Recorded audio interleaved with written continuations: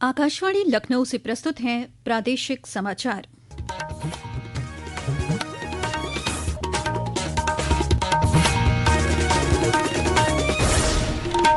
मुख्य समाचार। मुख्यमंत्री योगी आदित्यनाथ ने आज आजमगढ़ में 955 करोड़ रुपए की 39 विकास परियोजनाओं का किया लोकार्पण और शिलान्यास। कहा, प्रधानमंत्री नरेंद्र मोदी के नेतृत्व में देश कर रहा है नए भारत का दर्शन। मुख्यमंत्री ने गोरखपुर को 319 विकास परियोजनाओं की दी सौगात। वाराणसी में विज्ञान भारती के 7वें राष्ट्रीय अधिवेशन को किया संबोधित। उप मुख्यमंत्री केशव प्रसाद मौर्य ने 21 जून को प्रदेश के सभी अमृत सरोवरों पर सामूहिक योग कार्यक्रम करने के दिए निर्देश। कहा, ग्रामीण क्षेत्रों में स्वास्थ्य और पर्यावरण संरक्षण को बढ़ावा देने में अहम भूमिका निभाएंगे ये आयोजन। और केंद्र में एनडीए सरकार के 12 वर्ष पूरे होने के अवसर पर विभिन्न जनपदों में हुए संवाद कार्यक्रम। प्रदेश के मंत्रियों ने गिनाई सरकार की उपलब्धियां। नमस्कार, प्रदेश के समाचारों के साथ मैं मोनिका चौहान। और अब समाचार विस्तार से। मुख्यमंत्री योगी आदित्यनाथ ने आज जनपद आजमगढ़ में 955 करोड़ रुपए से अधिक लागत की 39 विकास परियोजनाओं का लोकार्पण और शिलान्यास किया।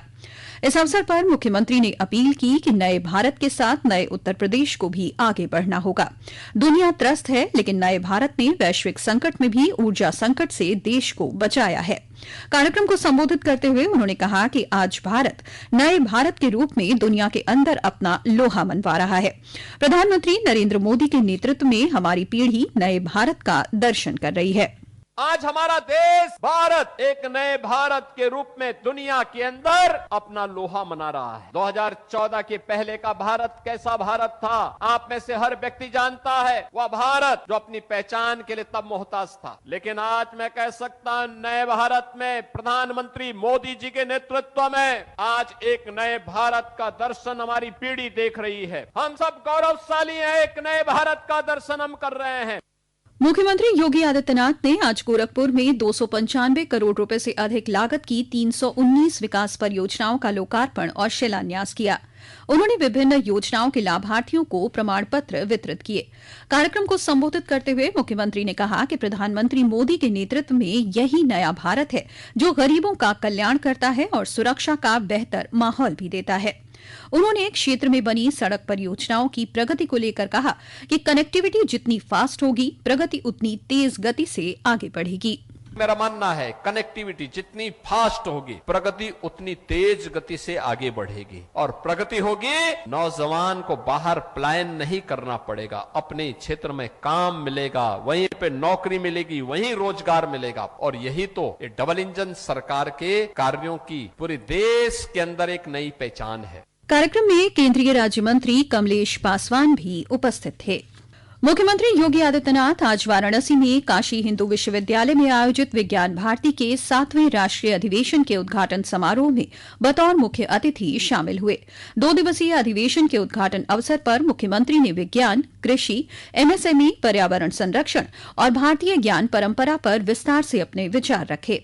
मुख्यमंत्री योगी आदित्यनाथ ने युवा वैज्ञानिकों, शोधकर्ताओं और तकनीकी विशेषज्ञों से नवाचार व अनुसंधान को राष्ट्र निर्माण तथा जन कल्याण से जोड़ने का आह्वान किया। इससे पूर्व मुख्यमंत्री ने बीएचयू के चिकित्सा विज्ञान संस्थान परिसर में लगभग 150 करोड़ रुपए की लागत से निर्माणाधीन 200 बिस्तरों वाले अत्याधुनिक नेशनल सेंटर फॉर एजिंग का निरीक्षण किया। पेश है एक रिपोर्ट। 7 मंजिला इस परियोजना के निरीक्षण के दौरान मुख्यमंत्री ने निर्माण कार्य की प्रगति की समीक्षा की और कार्यदायी संस्था को निर्धारित समय सीमा में निर्माण कार्य पूर्ण करने के निर्देश दिए। उन्होंने बीएचयू प्रशासन के अधिकारियों को भी परियोजना की नियमित निगरानी करने और निर्माण कार्य की गुणवत्ता सुनिश्चित करने के निर्देश दिए। बुजुर्गों को समर्पित यह अत्याधुनिक नेशनल सेंटर फॉर एजिंग देश का तीसरा तथा उत्तर भारत का प्रमुख वृद्धावस्था चिकित्सा केंद्र होगा। केंद्र में बुजुर्गों के लिए मल्टी स्पेशलिटी जीरियाट्रिक वृद्धावस्था चिकित्सा ओपीडी संचालित की जाएगी। मनीष सिंह, आकाशवाणी समाचार, वाराणसी। उप मुख्यमंत्री केशव प्रसाद मौर्य ने ग्राम्य विकास विभाग के अधिकारियों को निर्देश दिए हैं कि 21 जून को अंतर्राष्ट्रीय योग दिवस के अवसर पर प्रदेश के सभी अमृत सरोवर स्थलों पर व्यापक जन भागीदारी के साथ सामूहिक योग के विविध कार्यक्रम आयोजित किए जाएं। उन्होंने कहा कि अमृत सरोवरों पर आयोजित होने वाले योग दिवस कार्यक्रम ग्रामीण क्षेत्रों में स्वास्थ्य, स्वच्छता, पर्यावरण संरक्षण और जन भागीदारी को बढ़ावा देने में महत्वपूर्ण भूमिका निभाएंगे। उप मुख्यमंत्री के निर्देशों के क्रम में ग्राम्य विकास विभाग द्वारा सभी जनपदों को आवश्यक दिशा निर्देश जारी कर दिए गए हैं। भारतीय वायुसेना का AN-32 विमान आज सुबह असम में दुर्घटनाग्रस्त हो गया। यह हादसा जोरहाट वायुसेना स्टेशन पर हुआ। इस दुर्घटना में squadron leader Prashant Singh, flight lieutenant Shubham Kumar, sergeant Jitendra Sharma, Agniveer Vayu Khemaram Kumawat और अग्निवीर वायु दानिश आलम की मृत्यु हो गई है। दुर्घटनाग्रस्त विमान आज सुबह जोरहाट में नियमित उड़ान पर था। लैंडिंग के दौरान विमान एयरबेस परिसर में दुर्घटनाग्रस्त हो गया और विस्फोट के बाद उसमें आग लग गई। मुख्यमंत्री योगी आदित्यनाथ ने विमान हादसे पर गहरा शोक व्यक्त किया है। ये समाचार आप आकाशवाणी लखनऊ से सुन रहे हैं। ताजा समाचार जानने के लिए आप हमारी वेबसाइट newsonair.gov.in पर लॉगिन कर सकते हैं। इसके साथ ही आप प्रादेशिक समाचारों का ये बुलेटिन हमारे YouTube channel news on AIR Lucknow पर भी सुन सकते हैं। प्रधानमंत्री नरेंद्र मोदी के नेतृत्व में केंद्र सरकार के सुशासन के 12 वर्ष पूरे होने के अवसर पर प्रदेश के विभिन्न जनपदों में प्रदेश के मंत्री संवाद कार्यक्रम आयोजित कर रहे हैं। वाराणसी में प्रदेश के वित्त और संसदीय कार्य मंत्री सुरेश खन्ना ने मीडिया से संवाद किया। गोरखपुर में जल शक्ति मंत्री स्वतंत्र देव सिंह ने कहा कि पिछले 12 वर्षों में मोदी सरकार ने सबका साथ, सबका विकास, सबका विश्वास और सबका प्रयास के मंत्र के साथ सेवा, सुशासन और जन कल्याण को शासन का मूल आधार बनाया है। इसी क्रम में जनपद हापुड़ में प्रदेश के वन पर्यावरण मंत्री KP मलिक ने पत्रकारों से वार्ता कर सरकार की उपलब्धियां गिनाई। उन्होंने कहा कि केंद्र सरकार ने बिना भेदभाव के जन कल्याण के कार्य किए हैं।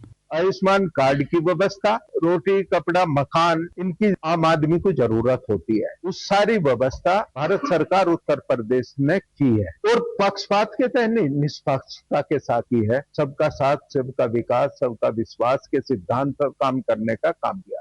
वहीं डुमरियागंज से भाजपा सांसद जगदम्बिका पाल ने कहा कि देश ने पिछले 12 वर्षों में सभी क्षेत्रों में अभूतपूर्व प्रगति की है। प्रधानमंत्री का 12 साल का कार्यकाल रिफॉर्म का था, परफॉर्म का था, ट्रांसफॉर्म का था और जिसका परिणाम है कि पिछले 12 सालों में भारत के 25 करोड़ लोग जो गरीबी रेखा के नीचे थे वो उससे ऊपर आए।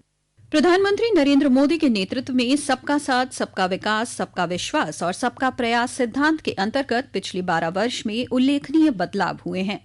आकाशवाणी समाचार प्रमुख क्षेत्रों में सरकार के प्रयासों पर विशेष कार्यक्रम प्रसारित कर रहा है।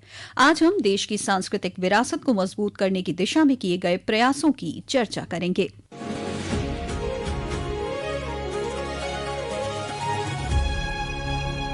पिछले 12 वर्षों में भारत की सांस्कृतिक यात्रा ने नई ऊंचाइयां हासिल की हैं। प्रधानमंत्री नरेंद्र मोदी के नेतृत्व में काशी विश्वनाथ कॉरिडोर, महाकाल लोक परियोजना, मां कामाख्या मंदिर का पुनर्विकास, जूना सोमनाथ मंदिर का पुनर्निर्माण और अयोध्या में राम मंदिर की स्थापना जैसे ऐतिहासिक कार्य किए गए हैं। आध्यात्मिक पर्यटन सर्किट और आधुनिक तीर्थयात्री सुविधाओं के माध्यम से भारत की सांस्कृतिक और आध्यात्मिक पहचान को फिर से सशक्त बनाया जा रहा है। इस बदलाव में संग्रहालय अनुदान योजना और सांस्कृतिक कार्यक्रम तथा उत्पादन अनुदान योजना की महत्वपूर्ण भूमिका रही। भारत ने अपनी संस्कृति को संरक्षित और दुनिया तक पहुंचाने के लिए बड़े कदम उठाए हैं। प्राचीन मंदिरों का जीर्णोद्धार किया है, तीर्थ स्थलों का विकास हुआ है और पुरानी परंपराओं को नया जीवन मिला है। भारत की समृद्ध सांस्कृतिक विरासत अब केवल देश में ही नहीं बल्कि विश्व भर में अपनी अलग पहचान बना रही है। अमन यादव, आकाशवाणी समाचार, दिल्ली। सहारनपुर के बेहट थाना क्षेत्र के गांव धौला कुआं के पास आज हुए एक सड़क हादसे में एक परिवार के 4 लोगों की मौत हो गई। पुलिस घटना की जांच कर रही है। राजधानी लखनऊ सहित प्रदेश के कई जनपदों में हुई बारिश की वजह से लोगों को गर्मी से राहत मिली है। मौसम विभाग ने अगले 3 दिनों तक प्रदेश के पश्चिमी हिस्सों में गरज चमक के साथ बौछारें पड़ने का अनुमान जताया है। वहीं कल से प्रदेश के पूर्वी हिस्सों में मौसम शुष्क रहने का अनुमान है। और अब अंत में मुख्य समाचार एक बार फिर। मुख्यमंत्री योगी आदित्यनाथ ने आज आजमगढ़ में 955 करोड़ रुपए की 39 विकास परियोजनाओं का किया लोकार्पण और शिलान्यास।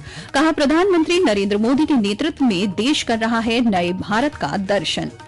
मुख्यमंत्री ने गोरखपुर को 319 विकास परियोजनाओं की दी सौगात।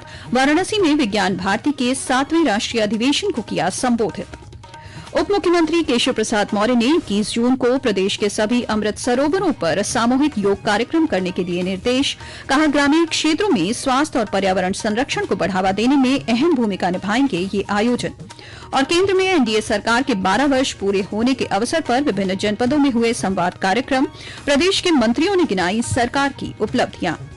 इसी के साथ प्रादेशिक समाचारों का ये बुलेटिन समाप्त हुआ। अगला बुलेटिन रात 8 बजे FM पर प्रसारित किया जाएगा। नमस्कार।